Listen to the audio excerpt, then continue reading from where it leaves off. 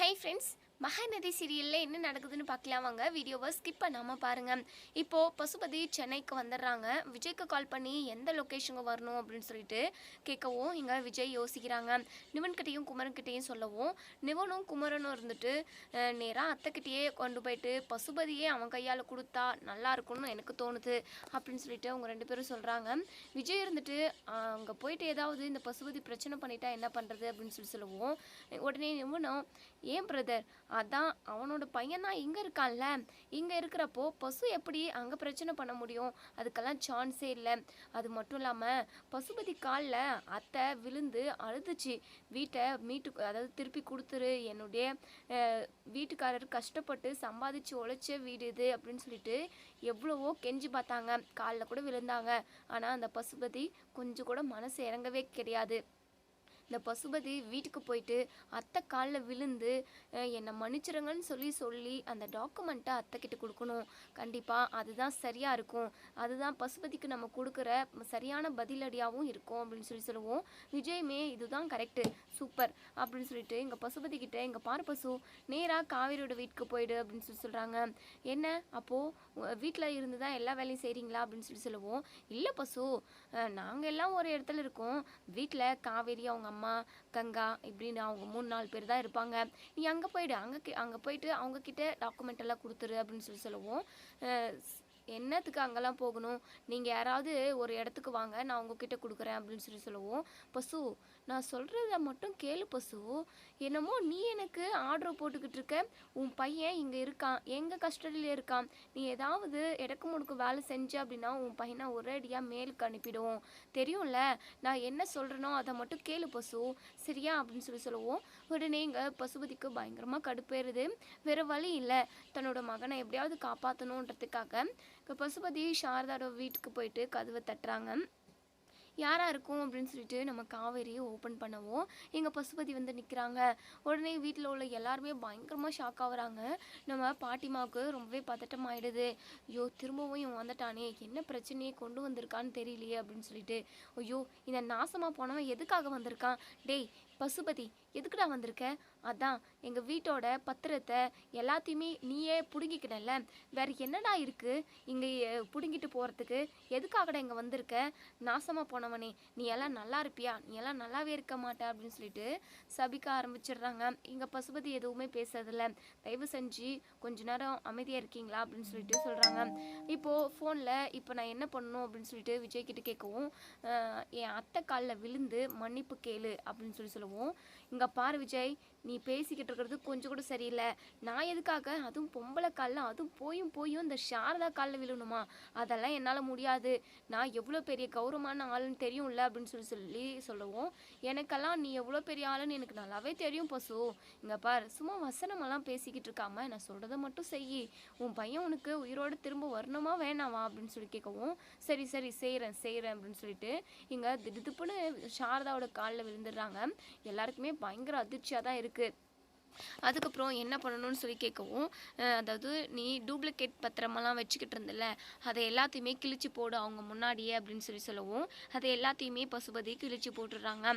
அதுக்கப்புறம் அதாவது உண்மையான டாக்குமெண்ட்டை சாரதா கிட்ட கொடுக்குறாங்க. இவங்க அதாவது காவேரிக்கு தெரியும் என்னெல்லாம் நடந்துக்கிட்டு இருக்கு அப்படிங்கிறது. ஆனால் சாரதாவுக்கு பயங்கர அதிர்ச்சியாக இருக்குது. என்னன்னே அதாவது இவன் பாட்டுக்கு வந்து காலில் விழுந்து டாக்குமெண்ட்டெல்லாம் கொடுக்குறானே அப்படின்னு சொல்லிட்டு பயங்கரமாக யோசிச்சுட்ருக்காங்க. அதுக்கப்புறம் அம்மா டாக்குமெண்ட் எல்லாம் வாங்குமா அப்படின்னு சொல்லவும், என்னடி நடக்குதுங்க அப்படின்னு சொல்லவும், அதெல்லாம் நான் அப்புறம் சொல்கிறேன், நீ டாக்குமெண்ட்டை வாங்கு அப்படின்னு சொல்கிறாங்க. இப்போது நம்ம சாரதா வந்து டாக்குமெண்ட் எல்லாம் வாங்கிக்கிறாங்க. இப்போது காவேரி இருந்துட்டு, பசு என்ன பசு, உன் நிலைமை இப்படி ஆகிப்போச்சே, என்ன பண்ணுறது? நீ ஒருத்தருக்கு கெடுதல் செஞ்ச அப்படின்னா அதை விட பல மடங்கு உனக்கு கடவுள் வந்து கொடுத்துருவாருன்றது இப்போ பார்த்து புரிஞ்சுக்கிட்டேன். என் அம்மாவே உன் காலில் விழ வச்சு என் அம்மாவை எப்படியெல்லாம் கதற அழுக விட்ட. இன்னைக்கு பார்த்தியா நீ எப்படி கதறிக்கிட்டு இருக்கன்னு? அழுக ஒன்று செய்யல, மனசுக்குள்ளே அப்படியே பொங்கி எரிஞ்சிக்கிட்டு இருக்க போல. வலிக்கணும், மனசு வலிக்கணும். எங்கள் குடும்பத்தையவே எப்படி அலக்கடிச்ச, உன்னை இதோடு விட்டுறக்கூடாது, இன்னும் உனக்கு நிறைய செய்யணும்னு சொல்லிட்டு எனக்கு ஆசையாக இருக்குது. என்ன செய்யலாம்? பசு வீடு தேடி வந்திருக்க அப்படின்னு சொல்லிட்டு பல்லார்னு ஒரு அறை விடுறாங்க. இங்கே பசுபதிக்கு பயங்கர அதிர்ச்சி தான். உடனே இங்கே நம்ம சாரதாவுமே வாயை பொழந்துக்கிறாங்க. உடனே கங்கா இருந்துட்டு, காவேரி என்னடி பண்ணிக்கிட்டு இருக்க, பிரச்சனையை இன்னும் வளர்த்துக்கிட்டு இருக்கியா, நமக்கு தேவை டாக்குமெண்ட் அது கிடைச்சிருச்சுல, நீ எதுக்காக தேவையில்லாத பிரச்சனையெல்லாம் பண்ணிக்கிட்டு இருக்க அப்படின்னு சொல்லுவோம். என்னக்கா பேசுகிற, இந்த பசுபதி என்னெல்லாம் பண்ணான்னு சொல்லிட்டு உனக்கே தெரியும்ல, எவ்வளோ ஃப்ராட் வேலை பார்த்துக்கிட்டு இருக்கான், இவனுக்கெல்லாம் இப்படி நாலு அரைஞ்சாதான் புத்தி வரும், இவனுக்கு அப்போ கூட புத்தி தான் வரவே வராது அப்படின்ற மாதிரி நம்ம காவேரி வந்து சொல்கிறாங்க. இப்போது பசுபதிக்கு பயங்கர கோவம். ஏய் காவேரி, என்னடி என்னையே அடிச்சிட்டியா, நல்லா சும்மா விட மாட்டேன்டி, பார்த்துக்கிறேன், எனக்கான டைம் வரும்ல, கண்டிப்பாக கொக்கு மீனுக்காக வெயிட் பண்ணி மீனை அழகாக தூக்கிட்டு போகும்ல, அந்த மாதிரி எனக்கான நேரம் வரும் வரை நான் காத்துக்கிட்டு இருப்பேன்டி, உங்களை எல்லாரையுமே ஒன்றும் இல்லாமல் தர நாசமாக்க போகிறேன்டி அப்படின்னு சொல்லிட்டு எங்கள் பசுபதி சொல்லுவோம். ஃபோன் அதாவது லைனில் தான் நம்ம விஜய் வந்து இருக்காங்க. உடனே பசுபதி கிட்ட, என்ன பசு ராங்காக பேசிக்கிட்டு இருக்க போல, இப்படியெல்லாம் பேசினா உன் பையன் உனக்கு வந்து சேர மாட்டான் அப்படின்னு சொல்லிட்டு இங்கே விஜய் மிரட்டவும், உடனே எங்கள் பசுபதி சரிப்பா, இப்போ என்ன டாக்குமெண்ட்டை கொடுத்தாச்சு, நான் கிளம்பி வரேன், என் பையனை என்கிட்ட ஒப்படைச்சிருங்க அப்படின்னு சொல்லிட்டு எங்கள் பசுபதி பேசிக்கிட்டே வெளியே போயிடுறாங்க. உடனே சாரதா காவேரி கிட்ட கேட்குறாங்க, காவேரி என்னடி நடந்துக்கிட்டு இருக்கு, இந்த பசுபதி அவன் பாட்டுக்கு வந்து டாக்குமெண்ட் எல்லாம் கொடுத்துட்டு போகிறான், நீ என்னடானா அவனை அடிக்கிற, அவனும் அடியை வாங்கிக்கிட்டு கம்முன்னு போகிறான், என்னடி எனக்கு ஒன்றுமே புரியல அப்படின்னு சொல்லவும், அம்மா அது எல்லாமே நல்லதுதாம்மா, எல்லாமே விஜய் தான் செஞ்சார், விஜய், குமரன், மாமா, நிவின் இவங்க 3 பேருமே பசுபதியோட பையனை கடத்தி வச்சுட்டாங்க, கடத்தி வச்சு இந்த டாக்குமெண்ட்டெல்லாம் நமக்கு திரும்ப மீட்டு கொடுத்தாங்கம்மா அப்படின்ற மாதிரி நடந்த எல்லாத்தையுமே இங்கே நம்ம காவேரி சாரதா கிட்ட சொல்கிறாங்க. சாரதாவுக்கு பயங்கர அதிர்ச்சியாகவும் இருக்குது, ஒரு சைடு சந்தோஷமாகவும் இருக்குது, ஆனால் இன்னொரு சைடு விஜய்க்கு இதனால் ஏதாவது பிரச்சனை வந்துருமோன்னு சொல்லிட்டு பயப்படவும் செய்கிறாங்க. ஏன் காவேரி, எதுக்காக விஜய் தம்பி இவ்வளோ பெரிய ரிஸ்க் எடுத்து நமக்கு வீட்டு பத்திரத்தை மீட்டு கொடுக்கணும், அதுக்கப்புறம் விஜய்க்கு ஏதாவது பிரச்சனை வந்துட போகுது, அந்த பசுபதி கொலை பண்ணுறதுக்கு கூட தயங்க மாட்டாண்டி, அவனை பற்றி உனக்கே தெரியும்ல, நீ தம்பிக்கிட்ட சொல்லி இப்படியெல்லாம் வேண்டான்னு சொல்லியிருக்கலாம்லடி அப்படின்னு சொல்லவும், அம்மா எனக்கே இந்த விஷயம் தெரியாதுமா, நான் ஃபோன் பேசினேன்ல அப்போ தான் சொன்னார், சரி விடுமா, இந்த பசுபதிக்கெல்லாம் இப்படி தாம்மா நம்ம பதிலடி கொடுக்கணும், சட்டப்படியெல்லாம் கண்டிப்பாக அவனை எதுவுமே செய்ய முடியாதுமா, கோர்ட்டு மூலமாக நம்ம போயிருந்தோம் அப்படின்னா கூட அவன் ஏதாவது பண்ணி அந்த வீட்டை அவனே எடுத்துக்கிட்டு இருந்திருப்பான், இப்போது நீ நினச்ச மாதிரி நம்ம வீடு நமக்கேம்மா, நம்ம அப்பா கஷ்டப்பட்டு சம்பாதிச்சு கட்டின வீடுமா, நம்மளை விட்டுட்டு போகாது, நம்மளோட கஷ்டம் என்றைக்குமே வீண் போகாதுமா, நீ எதையுமே நினச்சி குழம்பிக்கிட்டு இருக்காத, வருத்தப்படாத சரியா அப்படின்னு சொல்லவும், இல்லடி டாக்குமெண்ட் கிடைச்சதுல எனக்கு ரொம்ப சந்தோஷம்தான், இருந்தாலும் விஜய் தம்பி இந்த பிரச்சனையில் ஏதாவது மாட்டிக்கிட்டு சிக்கிட்டு தவிக்க போதுரி அப்படின்னு சொல்லவும், உடனே இங்கே நம்ம காவேரி இருந்துட்டு, அதெல்லாம் ஒன்றும் இல்லைம்மா, விஜய் எல்லாத்தையும் பார்த்துப்பாரு, நீ சந்தோஷமாக இருக்கணும், நம்ம குடும்பம் சந்தோஷமாக இருக்கணுன்றதுக்காக தான் இவ்வளோ பெரிய விஷயத்த செஞ்சுருக்காருமா அப்படின்னு சொல்லிட்டு இங்கே நம்ம காவேரி வந்து பேசிக்கிட்டு இருக்காங்க. நம்ம நம்ம சாரதாவுக்கு ரொம்பவே பெருமையாகவும் இருக்குது, விஜயை ஏற்கனவே தலையில் தூக்கி வச்சு கொண்டாடிக்கிட்டு இருக்காங்கன்னு சொல்லிட்டு கங்கா சொல்லிக்கிட்டு இருப்பாங்க. இப்போது அது உண்மையானே கூட சொல்லலாம், ஏன்னா அதை விட இப்போது ரொம்ப ரொம்ப உயரத்தில் வச்சுருக்காங்க நம்ம விஜயை சாரதாவோட மனசுக்குள்ளே. இப்போது நம்ம பாட்டிமா இருந்துட்டு, காவேரி உன் புருஷன் வேற லெவல்ரி, பசுபதியவே ஆட்டி படைச்சிட்டானே, உண்மையாகவே அந்த தம்பியை பாராட்டணும்டி, ரொம்ப நல்ல தம்பிடி, பிள்ளைன்னு இருந்தால் அந்த மாதிரி ஒரு பிள்ளையை பெற்று வைக்கணும்டி அப்படின்னு சொல்லிட்டு விஜயை ரொம்பவே பெருமையாகவும் புகழ்ந்து பேசிக்கிட்டு இருக்காங்க. இன்னொரு சைடு இங்கே பசுபதியோட பையன் ராக்கவை அதாவது அவங்க ரிலீஸ் பண்ணிடுறாங்க. இப்போது நம்ம நிவின், நம்ம விஜய், குமரன் இவங்க 3 பேருமே வீட்டுக்கு வராங்க. வீட்டுக்கு வந்ததுமே இங்கே நம்ம சாரதா ஆரத்தி தட்டோட ரெடியாக இருக்காங்க. நம்ம விஜய் வந்து உள்ளே வர பார்க்குறாங்க. தம்பி ஒரே நிமிஷம் அப்படின்னு சொல்லிட்டு ஆரத்தி 3 பேருக்குமே எடுக்கிறாங்க. நம்ம விஜய் இருந்துட்டு, அத்தை எதுக்கு அத்தை இதெல்லாம், இந்த ஃபார்மாலிட்டிஸ் எல்லாம் எனக்கு அவ்வளோவா அப்படின்னு சொல்ல வராங்க. இருக்கட்டும் இருங்க தம்பி, நீங்கள் எவ்வளோ பெரிய காரியத்தை செஞ்சுருக்கீங்க, நினைக்கவே அது ரொம்பவே த்ரில்லிங்காகவே இருக்குது, அதே சமயம் பசுபதிக்கிட்ட நீங்கள் போராடி டாக்குமெண்ட்டெல்லாம் திரும்ப மீட்டு கொண்டு வந்திருக்கீங்க. இதெல்லாம் எவ்வளோ பெரிய காரியம்.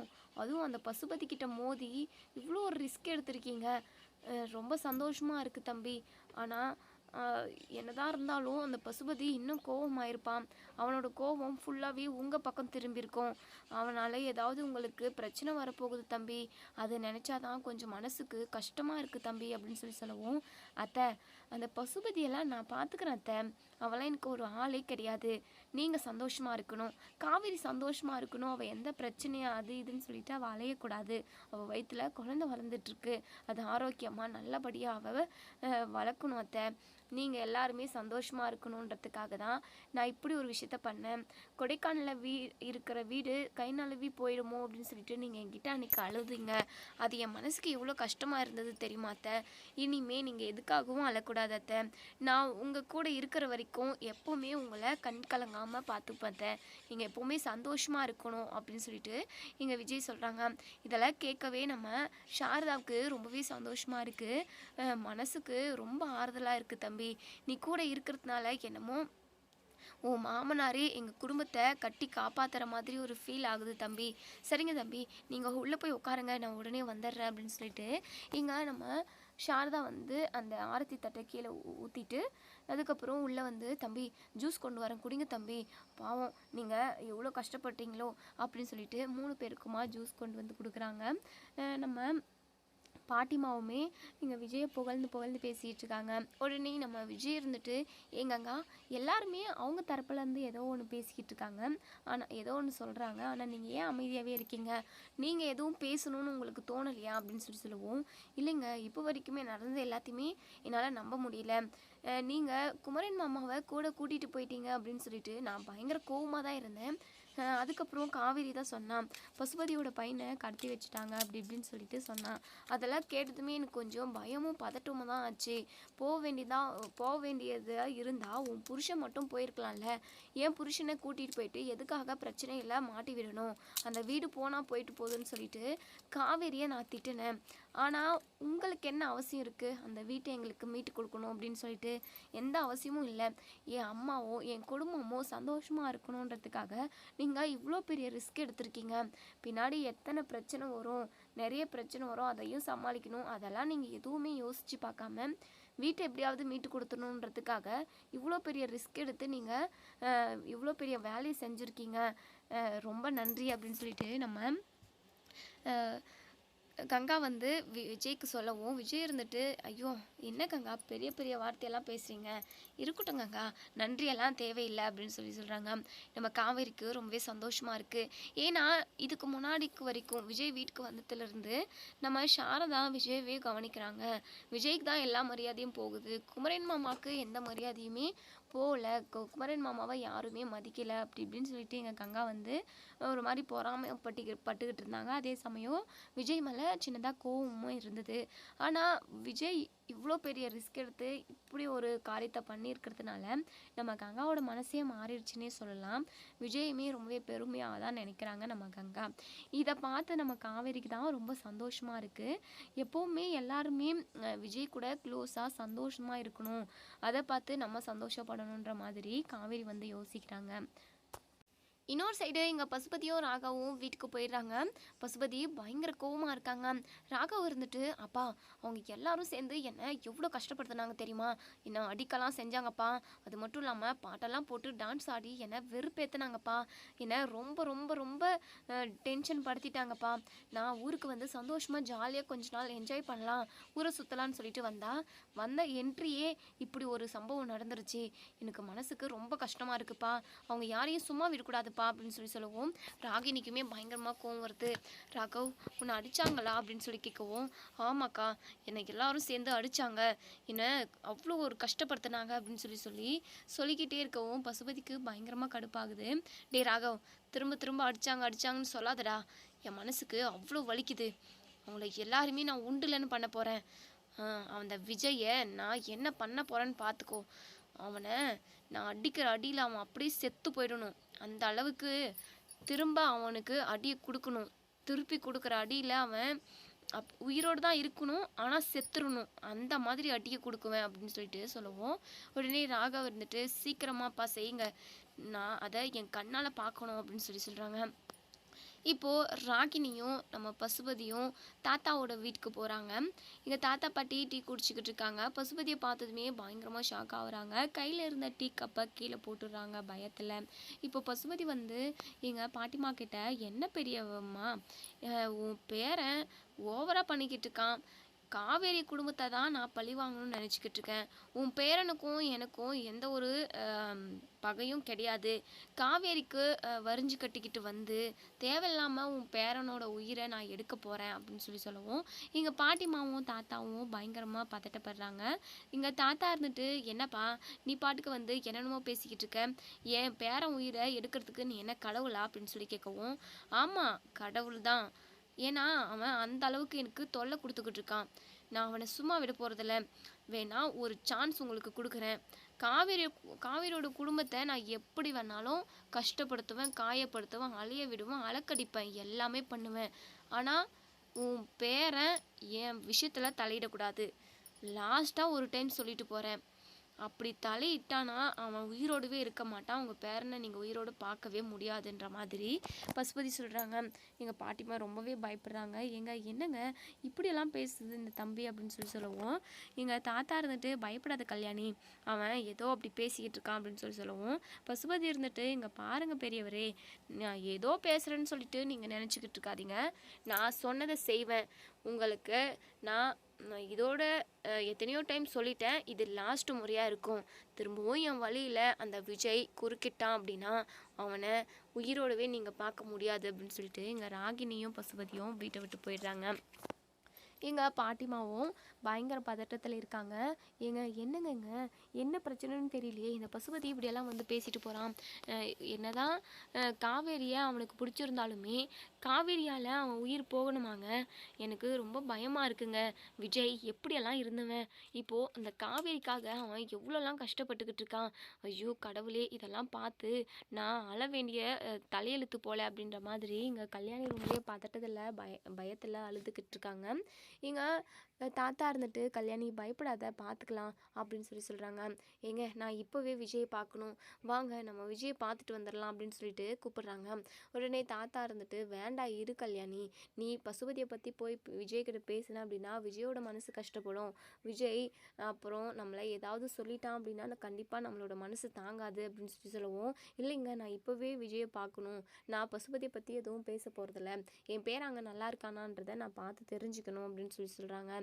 அதுக்கப்புறம் எங்கள் தாத்தாவும் பாட்டியும் சாரதாவோட வீட்டுக்கு போகிறாங்க. இப்போது நம்ம விஜய் உட்காந்து டீ குடிச்சிக்கிட்டு இருக்காங்க. அப்போ தான் நம்ம தாத்தாவும் பாட்டியும் வந்ததுமே எந்திரிச்சு நிற்கிறாங்க. வாங்க தாத்தா பாட்டி அப்படின்னு சொல்லி கூப்பிடுவோம். இங்கே சாரதாவுமே பார்த்துட்டு தண்ணி கொண்டு வந்து கொடுக்குறாங்க. அதுக்கப்புறம் இங்கே நம்ம பாட்டியம்மா இருந்துட்டு, விஜய் அப்படின்னு சொல்லிட்டு விஜய் ஹக் பண்ணி ஆள ஆரம்பிச்சிடுறாங்க. பாட்டி எதுக்காக அழுவுறீங்க அப்படின்னு சொல்லி கேட்கவும், இல்லைப்பா மனசுக்கு கஷ்டமாக இருக்குது, அதான் உன்னை பார்க்கணுன்னு தோணுச்சு, அதுக்கு தான் தாத்தா கிட்ட சொல்லி கூட்டிகிட்டு வந்தேன் அப்படின்னு சொல்கிறாங்க. என்னாச்சு அப்படின்னு சொல்லி கேட்கவும், ஒரு பிரச்சனையும் இல்லைப்பா, உன் ஞாபகமாகவே இருக்குன்னு சொல்லி அழுதுகிட்டு இருக்கா, அவ்வளோதான் அப்படின்னு சொல்லிட்டு இங்கே நம்ம தாத்தா சொல்கிறாங்க. எங்கள் பாட்டிமாவால் பசுபதி வந்த விஷயத்த சொல்லாமலும் இருக்க முடியல அப்படின்னு சொல்லிட்டு உடனே இங்கே நம்ம பாட்டிமா விஜய்கிட்ட, விஜய் அந்த பசுபதி நம்ம வீட்டுக்கு வந்துருந்தான்ப்பா அப்படின்னு சொல்கிறாங்க.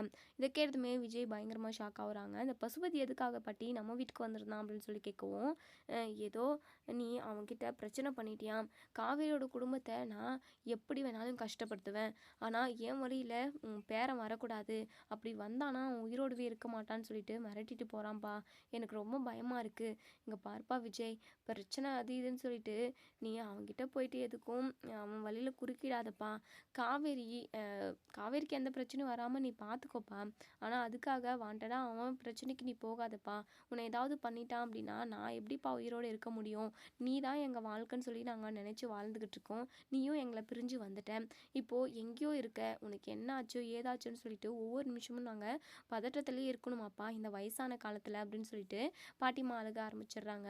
எங்கள் விஜய்க்கு என்ன சொல்கிறதுனே தெரியல.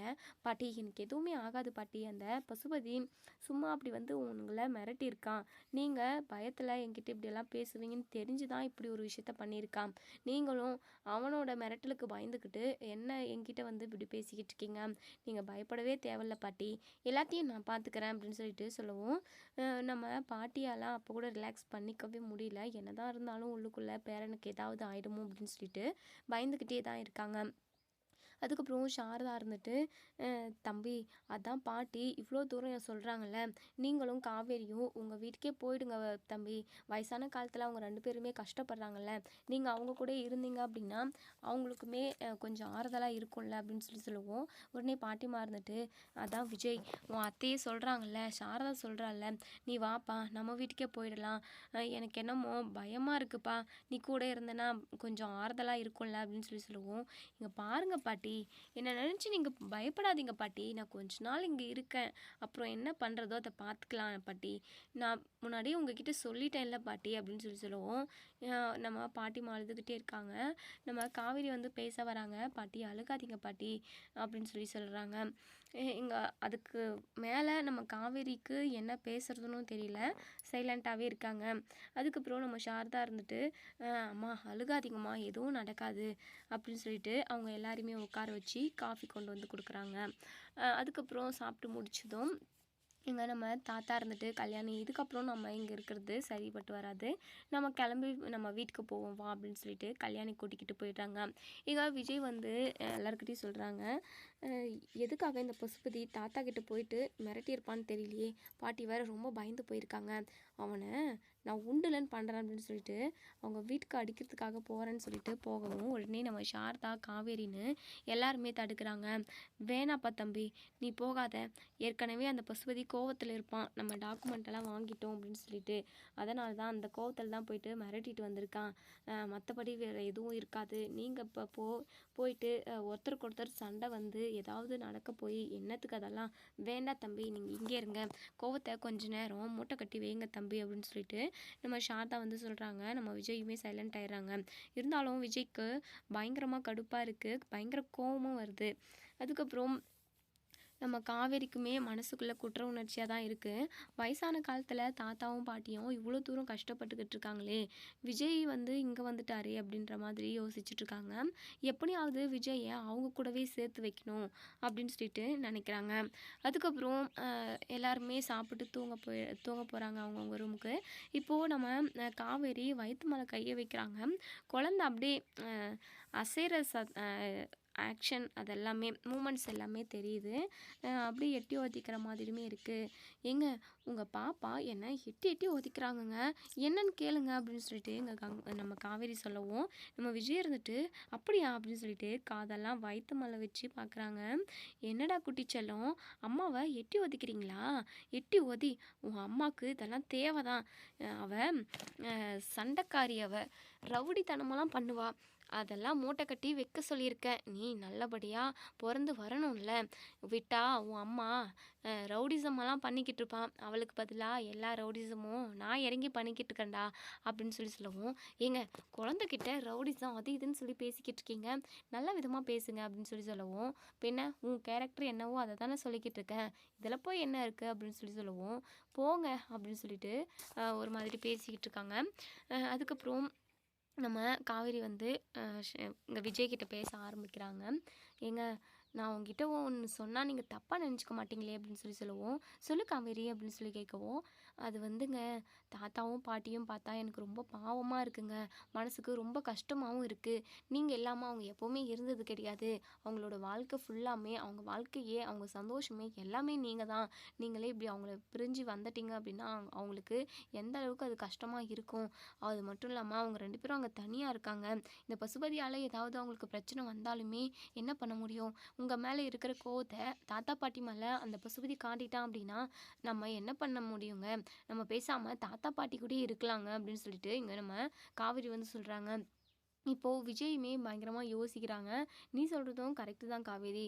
எதுவுமே வேணான்னு சொல்லிட்டு தூக்கி போட்டுட்டு வந்தேன்னா திரும்பவும் அங்கே போய் நின்றா நல்லா இருக்குமா? வேண்டாம் காவேரி, வந்தது வந்ததாகவே இருக்கட்டும், தாத்தா பாட்டியை பார்த்துக்கலாம் அப்படின்ற மாதிரி சொல்லவும், இல்லைங்க, நீங்கள் பிடிவாதமாகவே இருக்காதீங்க. தாத்தா பாட்டிக்காக இதை கூட நீங்கள் இறங்கி செய்ய மாட்டீங்களா? வயசான காலத்தில் நீங்கள் அவங்க கூட இருக்கணும்னு சொல்லிட்டு அவங்க ஆசைப்படுவாங்கங்க. அவங்களோட ஆசையை நிறைவேற்றி வைங்க. ஒரு முறை தான் பிறப்போம், ஒரு முறை இறப்போம். திரும்பவும் நம்ம ஒருத்தருக்கு ஒருத்தர் மீட் பண்ணிப்போங்களா பிறப்பங்களான்னு கூட யாருக்கும் தெரியாதுங்க.